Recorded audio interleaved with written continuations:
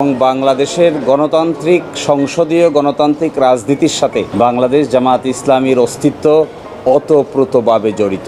এটি একটি inseparable twin. দেশে দেশের বাইরে বাংলাদেশের নাগরিকরা জামাত ইসলামের প্রতি অনেক আশা এবং আকাঙ্ক্ষা করে। ডেমোক্রেটিক প্রসেসে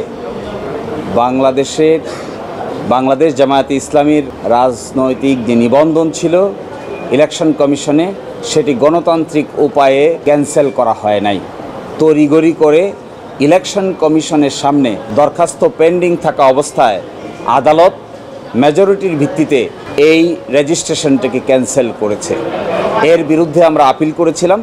আপিল মামলার শুনানি হয়েছে, আগামীকালকে আবার শুনানি হবে। আজকে শুনানিতে মূল কথাটা যেটি এসেছে তার প্রথম ছিল যে প্রক্রিয়ায় আমাদের হাইকোর্ট বিভাগ এই নিবন্ধন ক্যান্সেল করেছে, বাতিল করেছে, এই প্রক্রিয়াটি মূলত ইলেকশন কমিশনের সামনে বিচারাধীন ছিল, বিবেচনাধীন ছিল। ইলেকশন কমিশনের সামনে বিবেচনাধীন কোনো বিষয় আদালত এইভাবে ক্যান্সেল করতে পারে না। এটিকে ইংরেজিতে বলে প্রিম্যাচিওর। আর সেকেন্ড কথা হলো, যারাই রিট পিটিশন দায়ের করেছিলেন তাদের কোনো নাই, তারা নিজেরাই পক্ষ দোষে দুষ্ট। এই ইল মোটিভ নিয়ে রাজনৈতিকভাবে হেয় প্রতিপন্ন করার জন্যই এই মামলা দায়ের করেছিলেন। আর সর্বশেষ আমরা বলেছি যে গণতন্ত্রে এইভাবে জামাত ইসলামীর মতো একটি গণতান্ত্রিক রাজনৈতিক দলের নিবন্ধন বাতিল করে দিয়ে মূলত বাংলাদেশের রাজনীতিতে একটি অনিশ্চয়তা তৈরি করা হয়েছিল, যা নাকি ডেমোক্রেটিক প্রসেসকে ক্ষতিগ্রস্ত করেছে।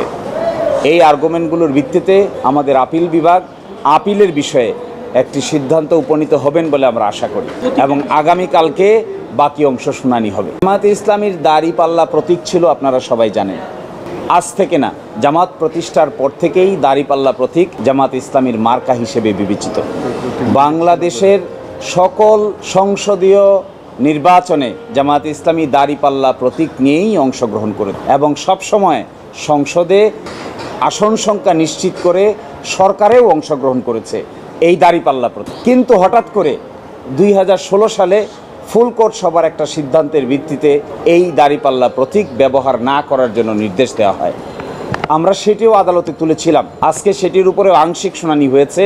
এই প্রতীক সংক্রান্ত বিষয়ে আগামীকালকে সকাল 9টায় 1 নম্বর আইটেম হিসেবে শুনানি হবে। এরই মধ্যে আমরা চিন্তা ভাবনা করে আগামীকালকে আদালতের সামনে আমাদের বক্তব্য উপস্থাপন করব। উনি বলতে চেয়েছেন যে এটাই প্রথম কোনো ইনস্ট্যান্স কিনা, উদাহরণ কিনা, যেখানে আদালত কর্তৃক রাজনৈতিক দলের রেজিস্ট্রেশন বাতিল করা হয়।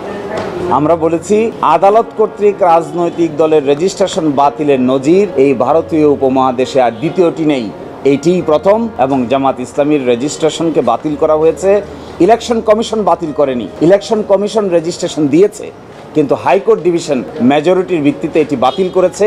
এই নজির এই ভারতীয় উপমহাদেশে একটি এবং একমাত্র। ASBD 24 সত্য প্রকাশে প্রতিশ্রুতিবদ্ধ। চ্যানেলটি সাবস্ক্রাইব করুন।